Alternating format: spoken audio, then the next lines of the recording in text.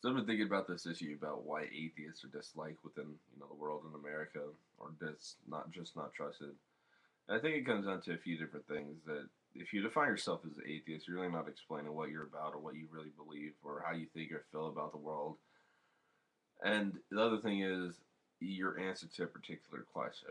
And this question is one to which humanity has constantly looked to answer and come to conclusions and understanding about. And this is, what is a purpose and point to life?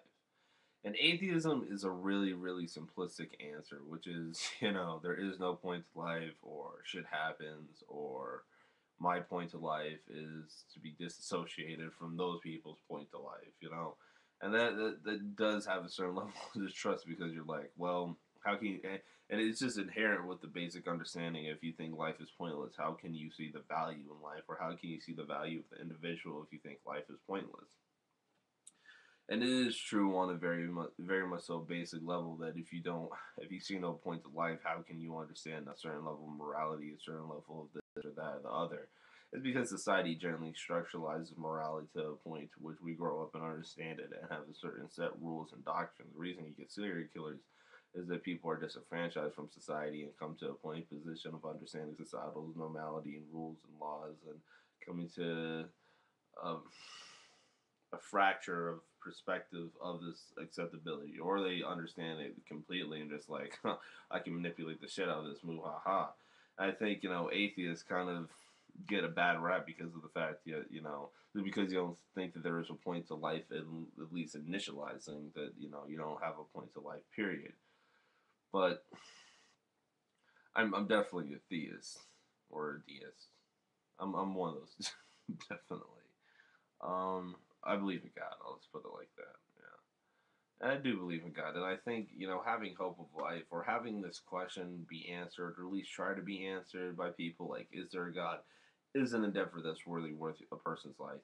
To really search for God and look for God and come to conclusions about God and constantly be on the spiritual journey and spiritual endeavor is something that is very much so powerful. But not saying atheism doesn't have a powerful spiritual, side or sense to it, but it generally always ends in the same place. You die at the end. While it's Christianity, other belief systems, reincarnation, all this stuff, it's like a spiritual journey where you grow, you change, you understand, you interpret. While atheism has just a simple answer, and that answer is not what those people believe, and you die. And that's just kind of depressing. I mean, when you think of it like that, it's not that surprising. People are like, I'm not sure I really want to trust that really, really depressed dude, And his whole point on life is that there is no point to life. Yeah, it's like the emo kid at the school. You really know, you're like, okay, I know who he is, but I generally don't want to see what he's about. Yeah, yeah, the kid that wears girl pants. I know. Like, no, people generally don't want to be involved with stuff like that. And yeah, and it's like Gary said, well, Gary's understanding of it is very much so logical. I mean, I would agree with his perspective overall more than you got your guys' perspective, because of the fact that from his point of view, from his position, he had the most logical argument, pretty much saying that the universe screwed up with evolution. Like, the universe made the worst decision ever to ever create something or ever have anything like evolution that would create sentient life that could be able to interpret and realize suffering to the point to which we can. So it's like the universe came to the point of trying to be able to feel something for the first time. And the thing is, the only thing that it gained to feel was pain. And then you have to ask the question: is, if you can only feel one thing, is it worth feeling if that one thing is pain? If it was happiness, that's one thing. But the only thing that the universe could really feel, or generally feels, like out of let's say 80% of the emotions that are felt, it's just suffering. Is that suffering worth it? And I would say no, it generally isn't. At least from Gary's standpoint, because we can actually understand it, we could change it. If you had the option to suffer or not to suffer, what would you choose? And this really comes down to it. You're talking about like the spaceship, like the suicide pill, so on and so forth.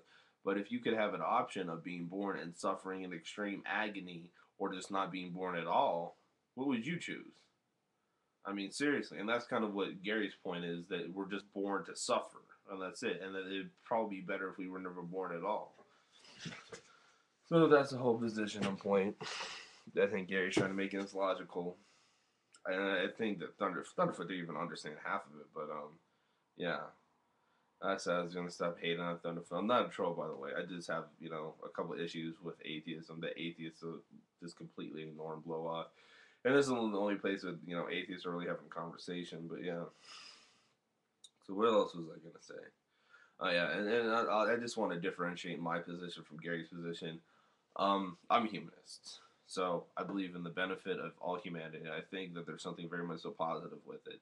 And my humanism grew and came about through a spiritual journey. I was asking the question, so I'm a humanist. What does that mean? And I kept that journey going. And, and on that journey, I stopped by atheism. I was like, atheism, holy crap.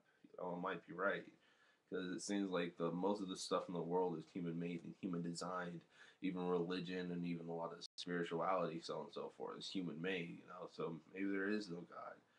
And what happens if there is no God? And I was just like, I don't think I'm, it's like, I was like, I don't think I want to stop here. And I didn't stop there. And I literally came to the point of just pure humanism, which is insanely beautiful. It's probably one of the happiest moments of my life when I came to pure humanism. Because when I came to it, just like, you know what? Everything is just so beautiful. We have the power to do one incredibly most beautiful thing. Like, the most beautiful thing ever. We can help each other suffer less. And we each individual can help each other just suffer just a little bit less. And that, you know what? If we work every single day to helping us suffer, or helping humanity, helping the world to suffer a little bit less each single day, then that's an endeavor worth humanity. I think that's something that humanity would have the greatest potential trying to do. Less than suffering every day. We can't get rid of it completely, but let's try to have it so it's non-existent or nearly non-existent. I think that's a goal that humanity could work for and be benefited from. And I was like, you know what? Even if there is no God, we still have people.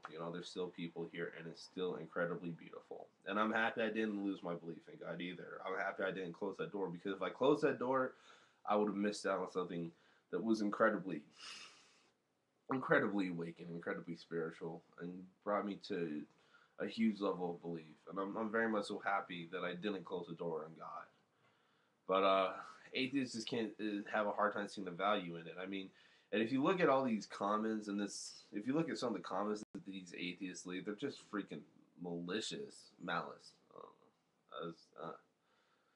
I'll say malice. They're very much so malice. They're mean. They're angry. That it's just like they'll do or say anything that they can to hurt a theist or deist because of their belief. Like, and that's the other thing. Like, atheists will try to hurt a theist because of their belief. Because they'll say or do whatever they can to try to break this person or hurt this person emotionally. And I think that's messed up. That's worse than a troll. That's just evil. And at times I really do take offense at the stupidity that comes from atheists. If the world was atheist, there would be no wars and this, that, and the other. It's just like, what? Are you that freaking stupid? Like, look at how atheists treat, theists on YouTube. Do you think that these atheists could treat Christians like this on YouTube, theists like this on YouTube, and then turn around and be nice to them in the real world if they were the majority? Why do you think Christians act badly to atheists in the real world? Because of the fact that Christians were the majority. If atheists were the majority, they'd be doing the same thing to Christians. It's not that. It's like, it's who's the freaking majority and who's the minority. That's why we act bad. We can't break from human nature while being ignorant of our own understandings and our own, animalistic tendencies and natures. And that's the other thing. I made a video response to, I think, DPR Jones. I said something that, it was kind of surprising that, no atheist seemed to come to any level of understanding. And this understanding was that, we're animals first and humans second. And I brought God into the conversation, and I was just trying to, I think William Lake Craig. I tried to defend William Lake Craig, so of course I'd have to bring God into it, and they just completely missed all my points because I started talking about God. So I was gonna make this one point and end this video. Hopefully, it flowed at least a little bit, and you guys understood my points. Actually, that's the only thing I care about. If you guys understood my points, rate, comment, subscribe if you guys get a second, or if you guys watch this video, could you rate, comment, or subscribe? Subscribe, people. I need subscribers. What is up, either up there or up there. But I want to talk about this whole understanding that I mentioned in my video reply to DPR Jones, that we're animals first and humans second. The meaning that we live in a completely animalistic world, and we generally can't realize the true nature of our society and our social connection with the world, and how our society has detached us from the greater aspects of ourselves. Kind of like what Thunderfoot said, I would agree with him on this point that the world, it would be a lot worse if we left society. But I disagree. Well, I agree with him because of the fact that I think a lot of us see houses and a lot of the stuff around us, and we think that's a norm. But in all reality, they don't think that people built this house, people built everything around us, people built roads, people built water fountains, people built all this stuff, and that we generally don't realize that this is very much so an animalistic world that we're living in. Even though it's a humanized world, it's still very much so animalistic. Most people don't think about driving their car consciously, like, oh, I'm pushing on a little bit more, a little bit more. They do it naturally. They do it out of tendency. And because they do it out of tendency, they generally don't seem to realize, the level of humanity to which is all around them. I mean, if you look at every single car has a certain realm in it that's involved with it.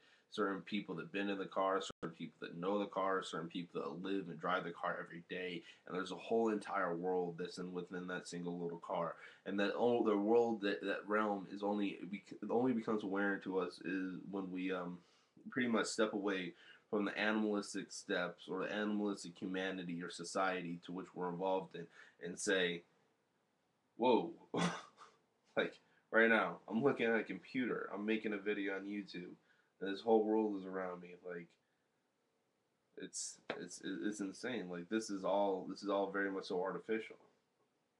And what isn't artificial is my perspective of understanding how artificial it really is. And that's it. That we live in a very much so artificial world, and that most people don't get the second chance or the ability to see or understand that.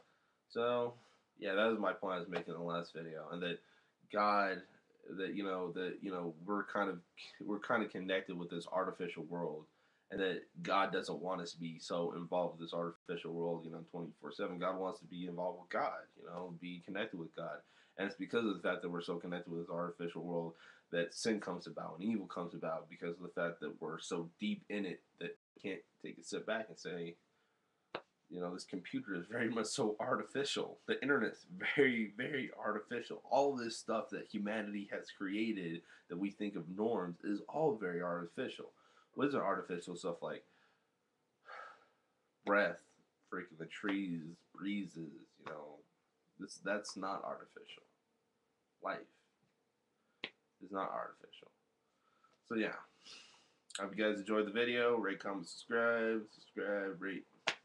And yeah, if you guys got any questions for me, feel free to ask. I'm more than willing to have a debate or conversation. One to two. Deuces. I started this way back when.